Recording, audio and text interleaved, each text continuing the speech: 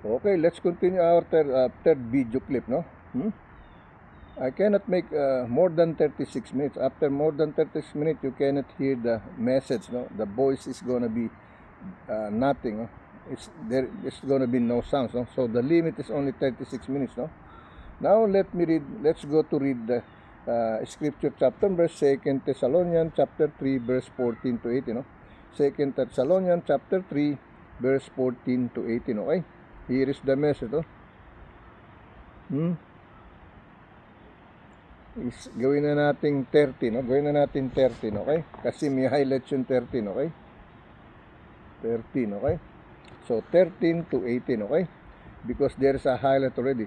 But ye, or you brethren, no, be not weary in well-doing, okay? Verse 14, and if any man obey not our word by this epistle, note that the man and have no company with him, that he may be ashamed, okay? Verse 15, no, yet count him not as an enemy, but admonish him as a brother, no? Verse 16, no, now the Lord of peace himself gave you peace always by all means. The Lord be with you all, no? Verse 17, no, and the solicitation of Paul with mine own hand, which is token in every epistle, so I write, no?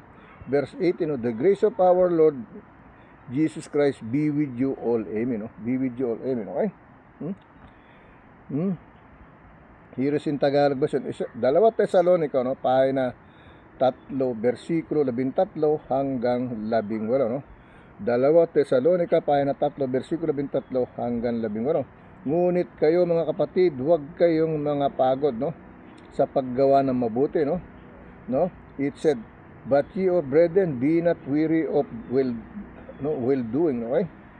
Ngunit kayo mga kapatid, huwag kayong mga pagod sa paggawa ng mabuti, no?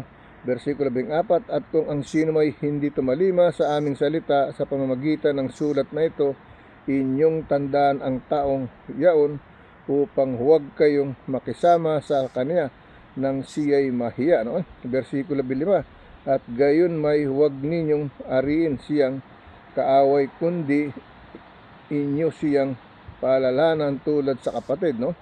Versikulo 16, no, ngayon ang Panginoon din ng kapayapaan ay magbigay nawa sa inyo ng kapayapaan sa buong panahon at sa lahat ng paraan, no? Ang Panginoon ay sumainyo nawang lahat, no? Versikulo 27, ang bati na isinulat ng aking sariling kamay, no? Kung si Pablo na siyang tanda sa bawat sulat, gayon sumusulat ako, no? Gayoy sumusulat ako. Versikulo 28, no, ang biyaya ng ating Panginoon Jesucristo ay sumainyo nawang lahat, no? Ang biyaya ng ating Panginoon Jesucristo ay sumainyo nawang lahat, okay? Let me read in Spanish, okay? Okay, let me continue to read in Spanish, no? Thessalonicenses, no? Thessalonicenses kapitulo 3, versikulo 13 hanggang 18, okay? Para que sean afirmados vuestros corazones irresponsables y santidad no? Santidad delante de Dios nuestro Padre en la vida, no? Parang hindi ito, sandali, no? 3:13, teka muna. Saglit lang, no? Hindi ito. Okay, napunta pala ang ating pahina sa 1 Thessalonicenses, no? Now we're going to 2 Thessalonicenses, no? 2 Thessalonicenses kapitulo 3, versikulo 13 hanggang 18, okay? Here we go, no? Here is the message. Y vosotros, hermanos, no os cansies de hacer bien, no? Versikulo 14, si alguno no obedece lo que decimos por medio de esta carta, ese seminadlo y os juntéis con él para que si avergüence, no? Versikulo 15, no, mas no le tengáis por enemigo, sino amonestadle como hermano, okay? Yung sinasabi ng 15, no? Versikulo 16, no, y el mismo Señor de la paz o di siempre paz en toda manera. El Señor sea con todos vosotros. Versículo 17, ¿no? La solicitación y de mis propia mano de Pablo, que es el signo en toda carta mía, así escribo. Versículo 18, ¿no? La gracia de nuestro Señor Jesucristo sea con todos vosotros. Amen. Okay? Now let's go to the scripture chapter verse, no? But we're gonna read devotion, healing, prayers, prayers, okay? Before we go to our last one, okay? Ang title ng ating yan ay Love by God, no? Love by God, His God gift of peace, no? His God gift of peace, no? Oh, His good, no? His good give of peace. His good give of peace, okay? Love by God, no? Love by God, no? Yan ang ginawa natin, no? Now, let me read this, no? Sa ating 2 Thessalonians chapter 3, verse 13 to 18, okay? 2 Thessalonians chapter 3, verse 13 to 18, okay? Now may the Lord peace himself give you peace at all times in every way. The Lord be with you all, okay? Now may the Lord of peace himself give you peace at all times in every way. The Lord be with you all. And 2 Thessalonians chapter 3, verse 13 to 18. Overwhelm and enters your life, no? In so many different ways, no? From the demand of this world to the demands you place yourself, no? You try to juggle so much every day, no? Yet even with all that you find yourself facing, peace can be yours, no? You can experience peace in the middle of that you need to do, no? How can you discover peace in the overwhelm? The Lord of peace himself give you peace at all times, no? In every way. You won't be able to create or find this peace on your own. It is one of his many good gifts he gave to those who he loves, no? He gave to those he loves, no? Through the Lord rest in relish every bit of the peace he offer you, because it is his good gift, okay? His good gift, okay? Lord of peace, thank you for your Lord of peace, thank you for working in my heart. You created me and you allow all circumstances in my life for a reason, even when I feel like I am in over my head. Please work through me. Please grant me your good gift of peace in the middle of my overwhelm, okay? Yan yung ating 2 Thessalonians chapter 3, verse 13 to 18 ang binasa natin, okay? Now, let's go to read sa ating other scripture chapter and verse, no? Dito tayo sa ating the last one natin, no? Hebrews, no? The last one natin, Hebrews chapter 12, verse 25 to 29, okay? 25 to 29, no? See that ye or you refuse not him that speak it, no? That speak it, for it they escape not to who refuse him to speak on earth, no?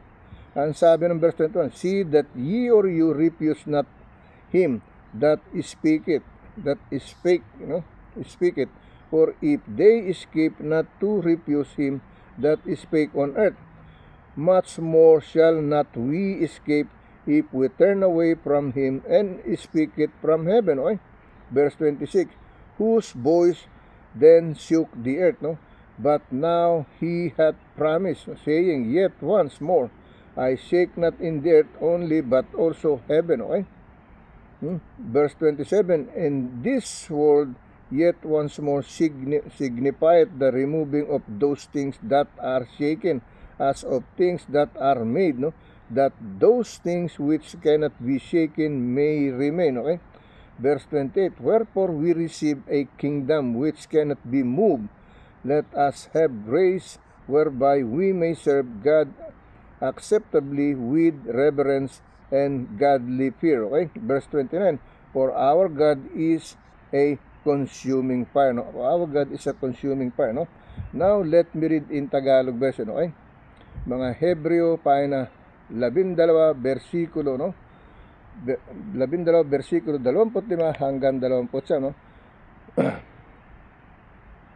Pag-ingatan ninyo, no? Pag-ingatan ninyo, kayo'y huwag tumanggi sa nangagsasalita, sapagkat kung hindi nakatanan ang mga nagsisitangi sa nagbabalita sa kanila sa ibabaw ng lupa, ay lalo pa tayong hindi makatatanan sa nagsisihiwalay doon sa nagbabalitang buhat sa langit. Okay, versikulo 26, na ang tinig ng nayaon ay napayanig noon ng lupa, no? Dadapat ngayon nangako siya na nagsasabi, minsan pang yayanigin ko hindi lamang ang lupa kundi pati ang langit. Okay, not only the earth but the heaven, no? He will shake it, no? Verse 27, ito ang sinalita, minsan ay pinagkakahuluganan ang pag-aalis niyang mga bagay na niyanig, gaya ng mga bagay na ginawa upang mamalagi ang mga hindi niyanig. Okay?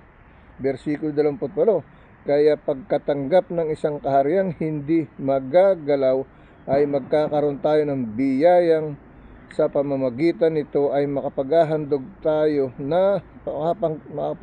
tayo may paggalang at katakutan sa paglilingkod sa nakalulugod sa Diyos. Versikulo 20, sapagkat ang Diyos natin ay isang apoy na nag-uumapaw, no? Nag-uumapaw, okay? Namumugnaw, namumugnaw, no? Sabi ng versikulo 21, sapagkat ang Diyos natin ay isang apoy na mamumugnaw, no? It says, no? For our God is a consuming fire, no? That's what he said, no? Now let me read in Spanish, okay? Okay, let me continue to read in Spanish, no? Hebreos kapitulo 12, versikulo 25 hanggang 29, no? Mirad ki no diseches, no, al que habla, porque si no escaparon aquellos que desecharon al que los amonestaba en la tierra, mucho menos nosotros si desecharemos al que amonesta desde los cielos, ¿no? Versículo 20, la voz del cual conmovió entonces, ¿no?, la tierra, pero ahora ha prometido, dice, ¿no?, diciendo, ¿no?, diciendo aún una vez y conmoveré no solamente la tierra, sino también el cielo. Versículo 27, ¿no? Y esta frase aún una vez indica la remoción de las cosas móviles como cosas hechas para que queden los inconmovibles, ¿no? Inconmovibles, ¿no? Versículo 28, ¿no? Así que recibiendo nosotros un relleno inconmovible, ¿no?, tengamos gratitud y mediante él servamos y Dios agradable con temor y reverencia, ¿no? Versículo 29, porque nuestro Dios es fuego consumidor, okay? Yan yung sinasabi, that our God is a consumed by fire, no? Porque nuestro Dios y fuego consumidor, no? Consumidor, okay? Yan ang sinasabi. Now, let's go to our closing prayer, okay? Sa ating service for today, the holy 4th month of July, the 250, no? Anniversary birthday, no, of America, okay? Now, let me say a shortly prayer to each and everyone, okay? Lord God, once again, here I am again, Lord God, to thank you for guiding me, to teach me everything you want me to be. Please always guide me, give me more wisdom and knowledge to spread your holy gospel, Lord God, to each and everyone, wherever they are, whoever they are, no? What kind of nationality they are, what kind of religion, what kind of citizen, whether they are good or bad, from president to the lower civilian person, from rich to the poor, I include each and everyone in this daily bread with devotion, healing prayer, with Jesus calling, with the promised blessing. In your holy, mighty name, the Father of the Most High, with you as a Son Jesus, our Savior, our guide for the salvation, our mediator, Lord, in one true Spirit, no? In your holy, mighty name, Jesus. Amen. Lord, healing prayer for all of us. Healing prayer for all of us who's been seeking your healing power, your healing prayer. Lord. Cleanse our inside, no, outside, our human flesh, our immortal body, as your temple, as your church, as the storehouse and precious, glorious word of God. In your holy, mighty name, Jesus. Amen. Lord, comfort all in the victim of wars, in the middle of wars, earthquake, tornado, fire, flood, etc., etc., Lord God. May your grace and glory and peace be upon all of us. In your holy, mighty name, Jesus, with your power and grace and blessing, in Jesus' name that we always call and pray. Amen and amen. Okay? Yan po ang ating closing prayer. Okay? So, bukas po, kita-kita po ulit tayo bukas. Okay? Until tomorrow, no? Until He's still here, no? Until God's allow me to be here to serve you in this way, no? In the different way like this, okay? So, may the grace of God, no?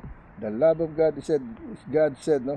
Love one another, no? Love your neighbor like you love yourself, okay? That's the way it is, no? Forgive them the way I forgive you, okay? Yan ang sinasabi niya, okay? So, God bless you po. Kamusta po sa inyo lahat? Once again, happy 4th of July, the 250 years, no? Birthday of America, United States of America, okay? God bless you po. Ingat po kayong lahat.